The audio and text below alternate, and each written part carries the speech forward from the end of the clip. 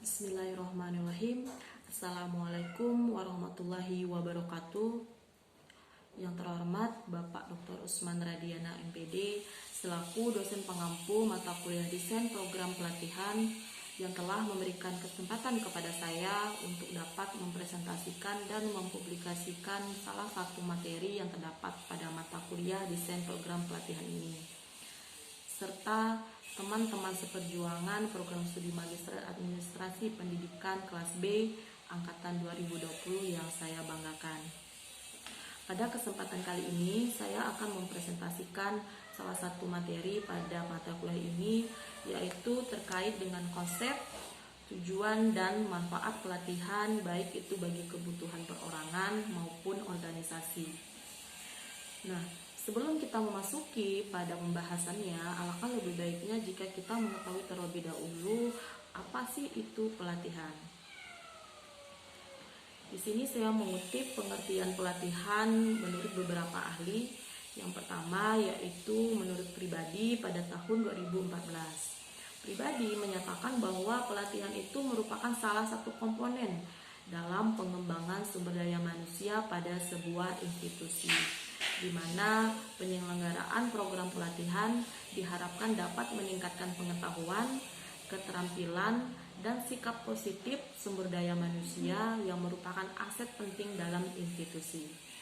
Selanjutnya, Dernan pada tahun 1984 dalam Kamil 2010 menyatakan bahwa pelatihan pada dasarnya meliputi proses belajar mengajar, dan latihan itu sendiri bertujuan untuk mencapai tingkatan kompetensi tertentu atau efisiensi kerja. Yang ketiga yaitu menurut Kasmir 2016. Kasmir menyatakan bahwa pelatihan itu sendiri merupakan proses untuk membentuk dan membekali karyawan dengan menambah keahlian, kemampuan, pengetahuan, dan perilakunya. Yang keempat yaitu Sastrodipora pada tahun 2006 dalam Kamil 2010. Sastrodipora menyatakan bahwa pelatihan adalah salah satu jenis proses pembelajaran untuk memperoleh dan meningkatkan keterampilan di luar sistem pengembangan sumber daya manusia yang berlaku dalam waktu yang relatif singkat dengan metode yang lebih mengutamakan taktik daripada teori. Nah, berdasarkan pendapat para ahli yang telah saya kemukakan, maka dapat ditarik kesimpulan bahwa pelatihan itu sendiri merupakan suatu bentuk bantuan dalam proses pembelajaran yang terorganisir dan sistematis dalam jangka waktu yang relatif singkat untuk meningkatkan pengetahuan dan keterampilan peserta pelatihan yang sifatnya praktis guna mencapai tujuan tertentu. Nah, secara umum, istilah pelatihan itu menyiratkan tindakan menanamkan keterampilan atau skill atau bahasa lainnya perilaku khusus kepada seseorang yang biasanya ditawarkan kepada pegawai di tingkat operasional. Nah, pelatihan ini tidak sama persis dengan pendidikan, walaupun terkadang kita menemukan beberapa istilah yang menyatakan bahwa pendidikan itu sama dengan pelatihan, atau pendidik pelatihan itu terkadang disandingkan dengan pelatihan yang disingkat dengan diklat pendidikan dan pelatihan. Namun hal ini tidak sama karena pendidikan itu sendiri merupakan proses belajar sesuatu secara sistematis dalam suatu institusi yang mengembangkan rasa penilaian dan penalaran pada pegawai. Nah, pendidikan ini ditawarkan kepada semua pegawai secara setara, terlepas dari nilai atau level mereka di tingkat instansi pendidikan. Nah, pendidikan maupun pelatihan itu begitu erat terjalin sehingga dengan berlalunya waktu, perbedaan antara pelatihan dan pendidikan itu semakin kabur. Namun demikian, kedua istilah ini berbeda dalam sifat dan orientasinya. Pekerja yang mengambil pelatihan di organisasi dikatakan telah memiliki beberapa pendidikan, dan dengan demikian tidak ada pelatihan tanpa pendidikan. Nah, di sini saya membuatkan sebuah tabel terkait dengan dasar perbandingan atau perbedaan kunci antara pelatihan dan pendidikan. Yang pertama di situ berdasarkan pengertiannya, di mana pelatihan di sini mengacu pada tindakan atau proses menanamkan keterampilan khusus dalam diri seseorang pada pelatihan. Sementara pendidikan itu sendiri adalah tentang mendapatkan pengetahuan teoritis di ruang kelas atau instansi apapun. Nah, hal ini berkaitan dengan dasar untuk perbandingan yang kedua, yaitu apa itu pelatihan, apa itu pendidikan. Nah, pelatihan di sini adalah cara mengembangkan keterampilan khusus, sementara pendidikan adalah sistem pembelajaran yang khas. Dalam artian kata bahwa pelatihan ini akan lebih mengedepankan terhadap action atau skill, sebuah keterampilan. Sementara pendidikan di sini adalah mengutamakan tentang konsep atau teori ilmu yang khas. Nah, yang dasar perbandingan yang ketiga yaitu pelatihan itu sepenuhnya didasarkan pada aplikasi praktis yang bertolak belakang dalam hal pendidikan yang melibatkan orientasi teoritis. Karena di sini pelatihan lebih mengemukakan tentang kemampuan, sehingga kemampuan itu jelas saja harus kita terapkan dalam ilmu praktek. Sementara pendidikan di sini lebih mengutamakan tentang konsep, sehingga harus melibatkan tentang orientasi teoritis. Selanjutnya yang keempat yaitu terkait dengan konsep pelatihan itu sempit, sementara konsep pendidikan relatif lebih luas, karena pelatihan ini terkadang hanya tertuju pada satu keterampilan saja, sementara pendidikan ini dapat mencakup tentang konsep dari suatu ilmu secara luas. Nah, yang kelima yaitu pelatihan melibatkan pengalaman langsung mengenai pekerjaan tertentu. Di sisi lain, pendidikan melibatkan pembelajaran di kelas. Seperti yang saya ungkapkan pada awal tadi, bahwa pelatihan ini mengungkapkan pada action atau skill. Sehingga action atau skill ini yang berdasarkan terkait dengan keterampilan yang akan melibatkan pengalaman langsung. Sementara pendidikan di sini hanya melibatkan orientasi teoritis, sehingga hanya akan terpaku pada pembelajaran yang berada di dalam kelas. Nah, yang keenam yaitu jangka waktu pendidikan itu akan lebih lama dari durasi pelatihan. Yang ketujuh, pelatihan itu mempersiapkan seseorang untuk pekerjaan saat ini. Sebaliknya, pendidikan mempersiapkan seseorang untuk pekerjaan dan tantangan di masa depan. Nah, seperti pelatihan-pelatihan untuk masa pandemi ini, tentu saja program-program itu hanya ditujukan karena kondisi saat ini, bukan untuk kondisi masa lalu ataupun bahkan untuk kondisi masa depan. Sedangkan pendidikan itu sendiri tentu saja diperuntukkan untuk kondisi kita masa depan, sehingga kita akan dibekali ilmu-ilmu sebelum kita menerapkannya nanti di dunia kerja yang sebenarnya. Nah, yang kedelapan terkait dengan tujuan pelatihan dan pendidikan, di mana tujuan pelatihan adalah untuk meningkatkan kinerja dan produktivitas karyawan.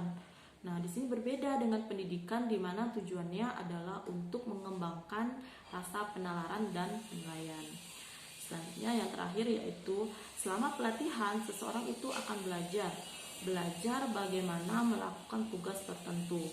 Nah, berbeda dengan pendidikan di mana seseorang juga ikut belajar, namun pembelajaran di sini terkait dengan konsep umum, bukan tentang hal-hal yang bersifat khusus. Contohnya saja di sini saya ambil yaitu terkait dengan kompetensi guru. Tentu saja kompetensi guru ini dapat diasah, dapat dikembangkan terkait dengan pelatihan dan pendidikan. Seorang guru itu baru dapat menjadi seorang guru jika telah melalui pendidikan minimal strata 1 atau pendidikan 1 yang berlatar belakang pendidikan. Nah, setelah menjalani pendidikan selama beberapa tahun, maka guru siap terjun ke lapangan untuk menjadi seorang pengajar yang mendidik anak bangsa.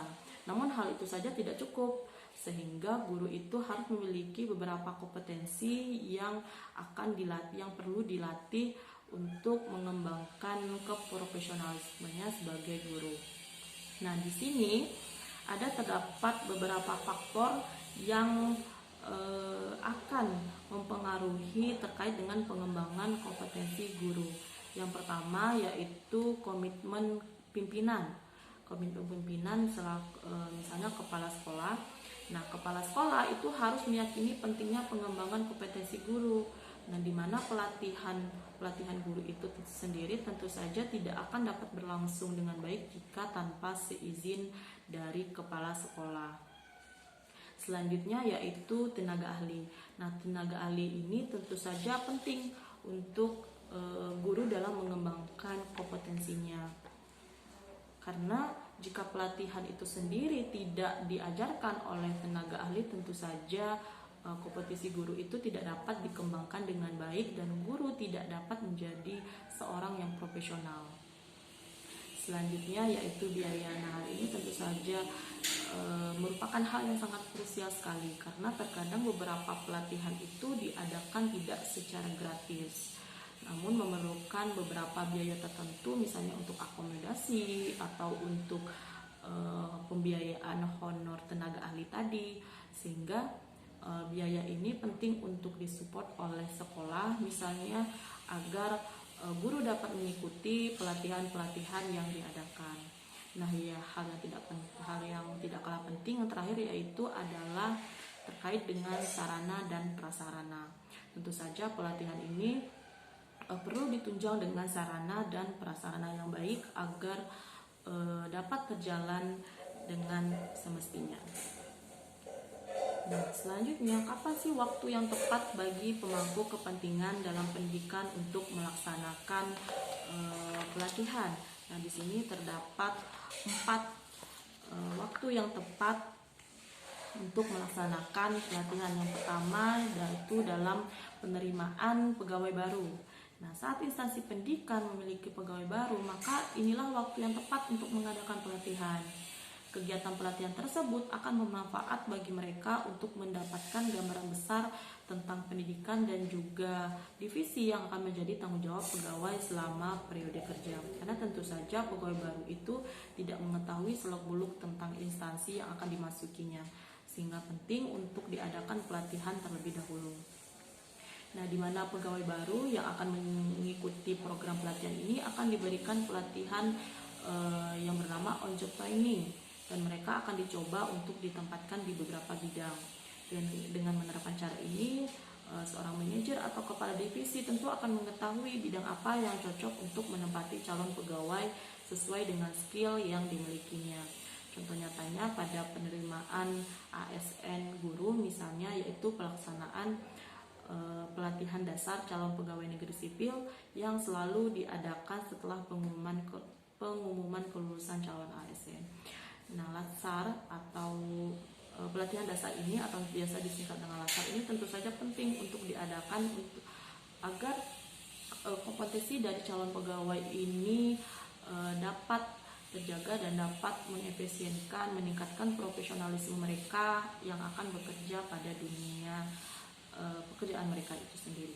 Selanjutnya yaitu saat instansi pendidikan ingin meregenerasi pegawai, di mana regenerasi pegawai itu bisa diartikan sebagai mengembangkan kinerja pegawai lama yang telah bekerja di suatu instansi pendidikan, di mana proses regenerasi ini membutuhkan proses pengembangan pegawai, dengan tujuan dari kegiatan ini adalah untuk memudahkan instansi pendidikan melakukan promosi pegawai ke jabatan atau posisi yang lebih tinggi.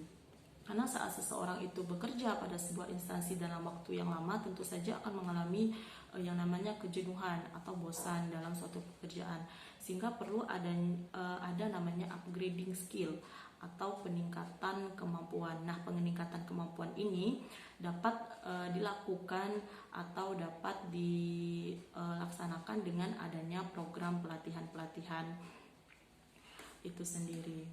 Nah, selanjutnya yang ketiga yaitu saat instansi pendidikan menerapkan sistem baru.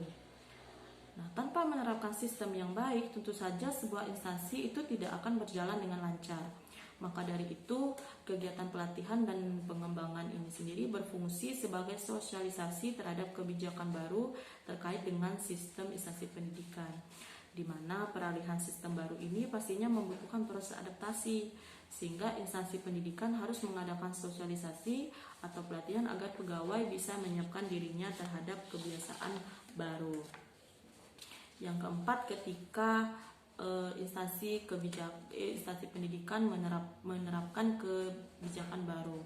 Nah, sama seperti poin nomor 3, kegiatan pelatihan ini akan membantu instansi pendidikan untuk mensosialisasikan kebijakan baru yang akan diterapkan, di mana kebijakan baru yang diterapkan akan mengubah cara kerja, peraturan, tujuan, serta visi dan misi instansi pendidikan. Untuk itu, kondisi seperti ini merupakan waktu yang tepat untuk mengadakan pelatihan dan pengembangan pegawai.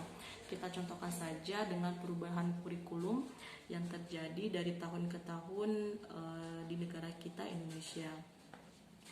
Nah, contohnya saja dari kurikulum KTSP ke kurikulum K13, tentu saja itu perubahan yang sangat besar sekali, terutama bagi guru untuk menyesuaikan kembali kurikulum pembelajaran yang akan diajarkan kepada peserta didiknya. Sehingga guru-guru ini tentu saja tidak serta-merta langsung mengubah atau mengajarkan peserta didik dengan teori yang berbeda. Namun harus ada pelatihan-pelatihan bagaimana guru-guru ini menerapkan sistem pembelajaran baru kepada peserta didik. Nah, di sini saya mencontohkan ada 2 situs yang dimana guru-guru ini dapat memperoleh pelatihan. Nah, tentu saja pelatihan itu tidak akan datang langsung kepada kita tanpa kita mencarinya terlebih dahulu. Sehingga penting untuk kita mencari informasi terkait dengan pelatihan. Apalagi di zaman sekarang teknologi serba canggih, terdapat smartphone, kita tinggal klik saja, maka akan banyak informasi yang kita perlukan, terutama terkait pelatihan. Nah, terutama bagi seorang guru, sini terdapat aplikasi yang bernama SimPKB, di mana aplikasi ini akan terhubung dalam Dapodik. Nah, dalam aplikasi ini seperti yang Bapak Ibu lihat di sini terdapat beberapa pilihan. Yang pertama yaitu program vokasi, kemudian ada program guru penggerak, kemudian ada pelatihan, rapor pelatihan, dan profilku. Nah, pada website ini atau pada situs ini akan tampak program pelatihan apa saja yang sedang terjadi atau sedang terlaksana, sehingga guru tidak perlu repot-repot untuk mencari ke tempatnya langsung, namun cukup dengan menggunakan HP saja guru-guru dapat memantau pelatihan apa saja yang sedang berlangsung. Contohnya saja pada sekarang ini ada program upskilling atau reskilling guru SMK. Nah, selanjutnya pada website yang kedua yaitu eGuru ID. Nah, pada website ini menyediakan program peningkatan kompetensi guru yang katanya paling terpercaya. Nah, di website ini terdapat beberapa atau banyak sekali pelatihan yang dapat diikuti oleh guru itu sendiri. Nah, selanjutnya yaitu tujuan pelatihan. Setelah kita mengetahui terkait dengan konsep pelatihan itu sendiri, tentu saja kita harus mengetahui apa itu tujuan pelatihan. Nah, di sini menurut Mukijat pada tahun 1992 menyatakan bahwa di sini ada 3 tujuan pelatihan. Yang pertama yaitu mengembangkan keahlian sehingga pekerjaan dapat diselesaikan dengan lebih cepat dan lebih efektif. Kemudian yang kedua yaitu mengembangkan pengetahuan sehingga pekerjaan dapat dikerjakan secara rasional. Yang ketiga yaitu mengembangkan sikap sehingga menimbulkan kemampuan kerjasama dengan teman-teman pegawai dan pimpinan. Nah, tidak hanya itu, secara khusus dalam kaitannya dengan pekerjaan, Simamora dalam Kamil pada 2010 mengelompokkan tujuan pelatihan ke dalam 5 bidang, yaitu yang pertama yaitu pelatihan itu memutakhirkan keahlian kepada para karyawan sejalan dengan perubahan teknologi. Nah, di mana melalui pelatihan, pelatih atau tenaga ahli tadi memastikan bahwa karyawan dapat secara efektif menggunakan teknologi baru. Yang kedua yaitu untuk mengurangi waktu belajar bagi karyawan untuk menjadi kompeten dalam pekerjaan. Kemudian yang ketiga, membantu memecahkan permasalahan operasional. Yang keempat, mempersiapkan karyawan untuk promosi. Dan yang kelima yaitu mengorientasikan karyawan terhadap organisasi. Nah, selain Umukijat dan Shimamura, Marzuki itu juga mengungkapkan ada 3 tujuan pelatihan. Yang pertama yaitu pelatihan itu sendiri bertujuan untuk memenuhi kebutuhan organisasi. Kemudian yang kedua, pelatihan itu bertujuan untuk memperoleh pengertian dan pemahaman secara lengkap. Dan yang ketiga, bahwa tujuan pelatihan yaitu untuk membantu para pemimpin organisasi dalam melaksanakan tugasnya. Sehingga secara umum sebenarnya tujuan pelatihan itu sendiri adalah untuk mengasah kemampuan dari seorang pekerja untuk dapat beradaptasi dengan lingkungan kerjanya. Nah, untuk organisasi atau untuk instansi itu sendiri, tujuan dari pelatihan itu tentu saja untuk memenuhi dari kebutuhan organisasi agar pekerja-pekerja ini dapat menyesuaikan diri beradaptasi dengan sistem instansi yang ada. Nah, selain dari tujuan pelatihan itu sendiri, tentu saja pelatihan akan memberikan manfaat baik kepada karyawan maupun kepada instansi itu sendiri. Nah, M. Saleh Marzuki menjelaskan manfaat pelatihan secara umum sebagai berikut. Yang pertama yaitu pelatihan sebagai alat untuk memperbaiki penampilan atau kemampuan individu atau kelompok dengan harapan memperbaiki performance organisasi. Yang kedua, keterampilan tertentu itu akan diajarkan agar karyawan dapat melaksanakan tugas-tugas sesuai dengan standar yang diinginkan. Kemudian yang ketiga, pelatihan juga dapat memperbaiki sikap-sikap terhadap pekerjaan, terhadap pimpinan maupun terhadap karyawan itu sendiri. Selanjutnya yang keempat yaitu memperbaiki standar keselamatan. Nah, sementara Fetzel pada tahun 2009 menyatakan bahwa terdapat manfaat pelatihan baik itu bagi karyawan maupun bagi perusahaan. Yang pertama yaitu menurut manfaat pelatihan untuk karyawan. Nah, Fetzel mengungkapkan ada 4 manfaat untuk karyawan. Yang pertama yaitu pelatihan dapat membantu karyawan dalam membuat keputusan dan pemecahan masalah yang lebih efektif. Kemudian yang kedua, pelatihan itu sendiri dapat membantu mendorong dan mencapai pengembangan diri dan rasa percaya diri. Kemudian yang tiga, pelatihan itu dapat memberikan informasi tentang meningkatnya pengetahuan kepemimpinan, keterampilan komunikasi, dan sikap. Nah, yang terakhir di mana pelatihan ini dapat bermanfaat bagi karyawan untuk membantu karyawan mengatasi stres, tekanan, frustasi, dan konflik, memberikan nasihat dan jalan untuk pertumbuhan masa depan. Intinya, pelatihan itu sendiri bermanfaat untuk meningkatkan profesionalisme dari seorang karyawan sehingga karyawan itu dapat bekerja secara nyaman di dalam instansi tempat dia bekerja.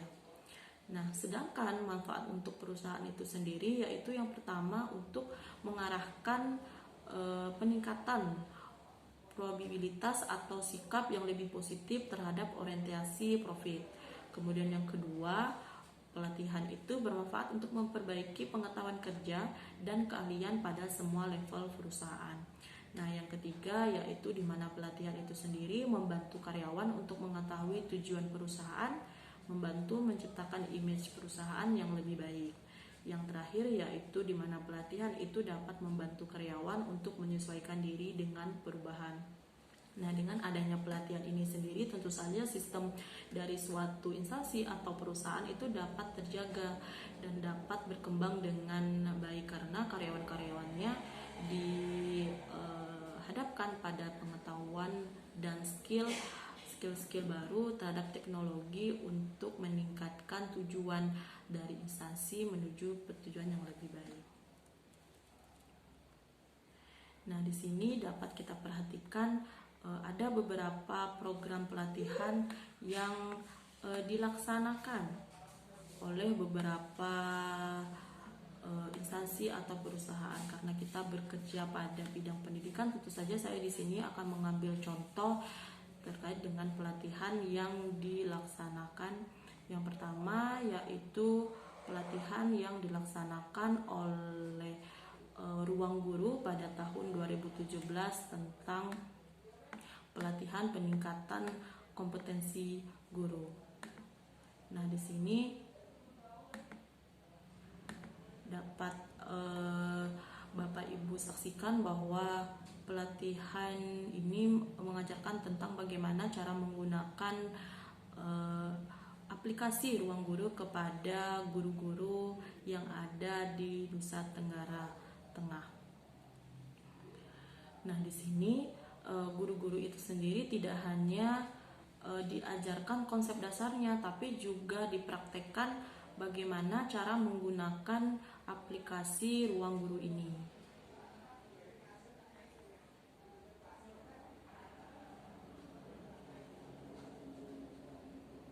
Nah, selanjutnya yang kedua yaitu program pelatihan guru yang diadakan oleh Kemendikbud,